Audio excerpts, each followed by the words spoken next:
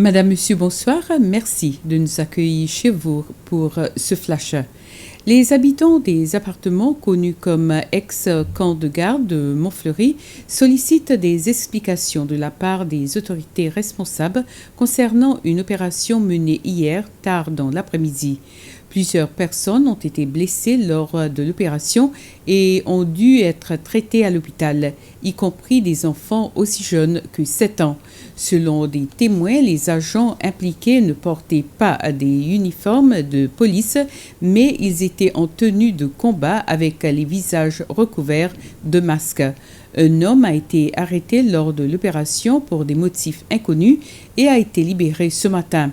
Lors d'une conférence de presse cet après-midi, la police a déclaré qu'il s'agissait d'une opération dirigée par la police et que ces opérations se poursuivront dans le cadre de la lutte acharnée contre la drogue.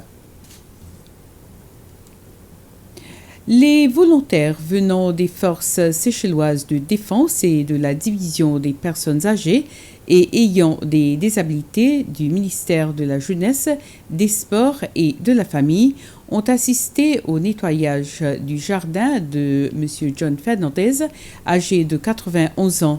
M. Fernandez est habitant de Beauvallon pendant les 52 dernières années, mais il a été incapable à ce stade de nettoyer sa cour.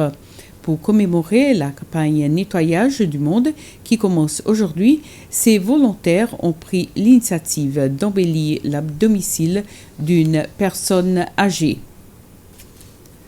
Pour commémorer la Journée internationale de la démocratie hier, un groupement de dames de l'Assemblée nationale a rencontré un groupe de jeunes pour les encourager à assumer davantage des positions politiques dans le pays. Les jeunes, en particulier des filles, sont encouragés à se lancer dans des carrières dans la vie politique et à devenir demain des membres de l'Assemblée nationale. Ces dames ont eu l'occasion d'interagir avec des étudiants secondaires et des anciens membres de l'Assemblée de la jeunesse. Ce groupement a été organisé conjointement avec le Conseil national de la jeunesse. Les étudiants venant de 8 écoles secondaires de la région centrale, y compris 2 écoles privées, ont pu participer à un dialogue qui était également occasion pour adresser plusieurs questions des jeunes. Le bureau du procureur général, à travers l'avocat Edmund Vickers, a aujourd'hui formellement demandé que les parts achetées par Farin Rajan de la compagnie AP Towers au Singapour soient saisies, suivant l'ordre par intérim de la Cour le 23 août. Farin Rajan et son avocat Daniel César s'étaient déjà mis d'accord pour que ces parts soient vendues, et ça, d'après leur valeur sur le marché, ce qui serait équivalent à environ 4 millions de dollars américains. Une demande a été aussi faite pour que la Cour tienne l'unité de la police responsable des enquêtes dans les crimes financiers comme entité qui recevra cet argent suivant la vente de la part du gouvernement séchellois. En cours, s'est trouvé également les 11 Iraniens qui étaient impliqués dans les cas de trafic humain quand NDB Stocké a été découvert sur un DAV ensemble avec eux en novembre dernier. Ils seront tenus en détention jusqu'à la semaine prochaine quand leur cas sera écouté. À noter, 3 Séchellois, Dario et Fabio Supramanian et Gérard Bassène ont déjà été condamnés pour trafic humain dans ces cas.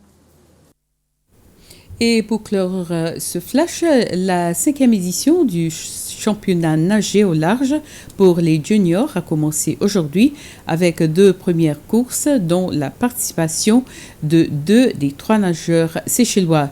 Ce championnat continue demain à partir de 8h du matin avec course de 10 km pour filles et garçons de 18 à 19 ans. Cela passera de nouveau en direct à l'antenne de SBC 2. Et c'est sur cette information qu'on se quitte. Merci à vous de nous avoir suivis et bonsoir.